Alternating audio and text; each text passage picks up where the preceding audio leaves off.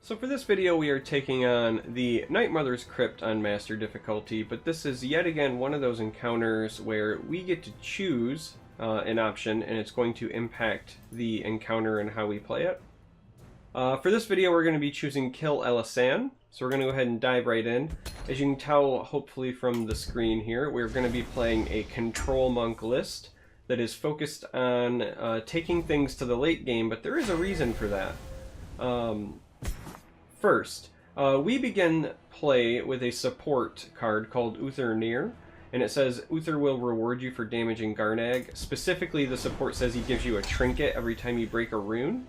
All the trinket is any zero cost card. You just get a random zero cost card every time you break a rune. You actually kind of have to pay attention to it, if only because you do run the risk of sometimes overdrawing yourself, so you kind of have to use them, sometimes not in the best manner, just to make sure that you're not overdrawing. Okay, sure, fine. So we're going to take this to the late game for another reason, which is when Garnag gets low in health, usually after you break this second to last rune, or sometime like around 7 health, but basically like when he gets low, Garnag runs away.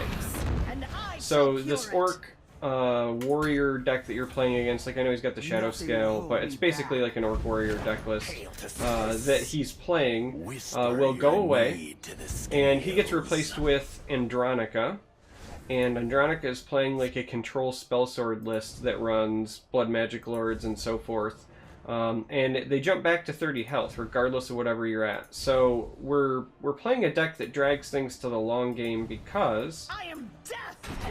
We'll just take that trade.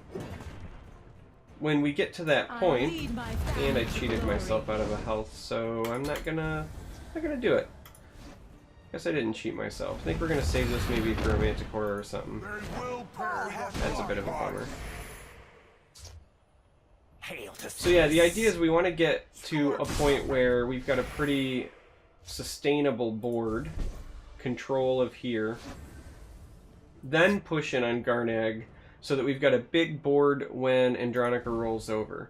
Now, when Andronica spawns, it's also worth noting that... we're going to do this. It's also worth noting that you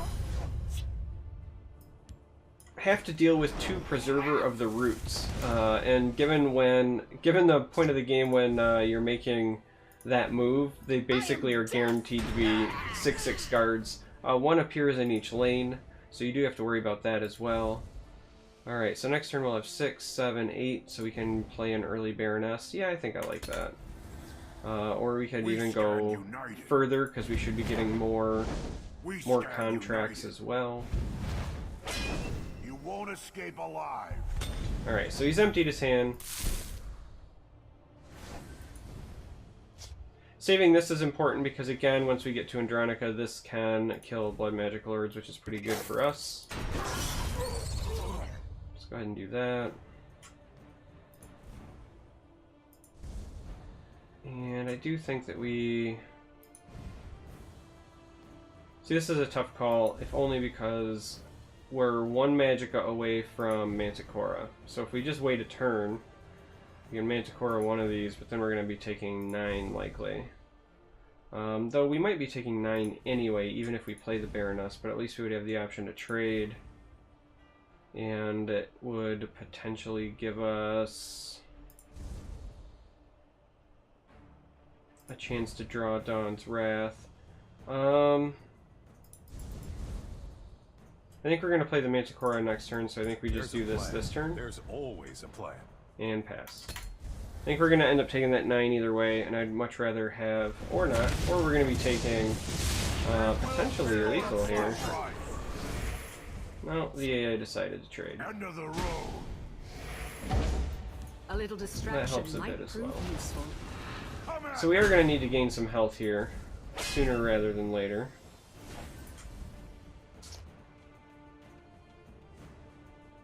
Behold my power. We are going to take that trade. And we're going to go ahead and get this show on the road. Come at me! You won't escape alive. Alright, annoying but not the end of the world. That actually helps us a ton, just because it lets us save the Manticora without us having to use the Dawnbreaker. And let's go ahead and put that over there as well, because if he plays something that doesn't have charge, then that will give us a contract off of Astrid. So again, you just kind of play it like Control. It can get kind of nerve-wracking when you get low, and the Wood Orc Hunter was certainly not what we wanted to see, but it's also not necessarily the end of the world if you do get low. Yeah, let's go ahead and do that on this side. See what we get. Discount Dawn's Wrath is always good. Let's get him on the cusp, but not crack any runes yet. Because again, I kind of want to get a better board, or at least better control of the board. Let none defile. Let's gain some health. Let's do that. So we want to be in a position where we can deal with the 6/6s.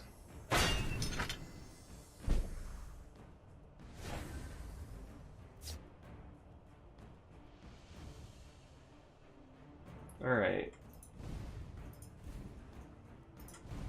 So we should have enough to trigger, unless he hits a prophecy, and he's already played a couple of his defenders. Unless he hits a prophecy, we should have enough to trigger Garnag running away. Which would then put the preservers in play. So I think we go ahead and we start down that path. And of course, we hit a prophecy like right out of the gate. We are also going to get the trinkets, which is something to consider. We'll see how they like someone who fights back. My sword is yours. Let's get rid of some of those. I shall end their blasphemy. The Let's void do this on awaits this you. side, again, just to kind of push it. Just to kind of push it a bit. These streets are mine. Let's do it this way. Behold my power. Chaos take you. Alright, so again, once you crack this second to last rune, Garnag burns his cards. Andronica takes his place. And now we, I think in this scenario, just pass. There's a lot of things that we could do, though. You know, we actually, I don't think just pass. I think we're actually gonna potentially Manticora here. I'm just trying to decide which creature I want to give up for it.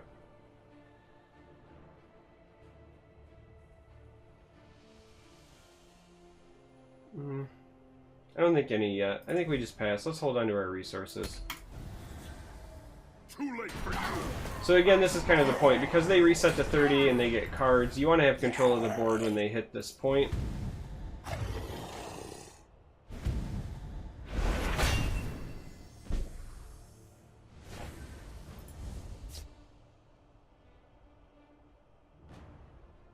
Alright, so let's get some of this stuff out of our hand just so that we can deal. This is probably going to be a Mirak target, let's be honest. So The void awaits let's give you. ourselves a contract to work with. You cannot hope to outrun destiny. I would like a 1919, please. That seems pretty good. Halt! Poke him a bit. This, unless we give him a prophecy These here. streets are mine.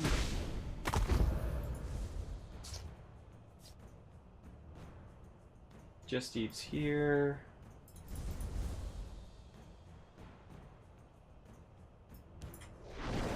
Use some contracts to play a Slayer. Just give me an A. Problem is that they do run removal, so there's no guarantee that this pushes lethal for us, but nonetheless, I actually think we're just going to do that anyway.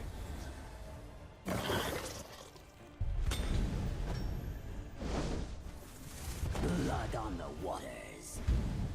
Blood on the waters. Entirely reasonable. We should be able to just lock this in.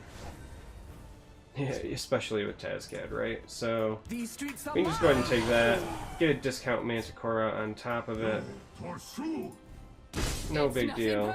Take it to 19, and voila. So, again, it got a little hairy there, but you take control of the board, you try to get a really good board state and have answers in your hand. Like, we had more ammo than we ever needed, so that when they do flip and go back to 30 and reset, you have a way to deal with it. And that is the Kill Alisanne part. So, hopefully that helps.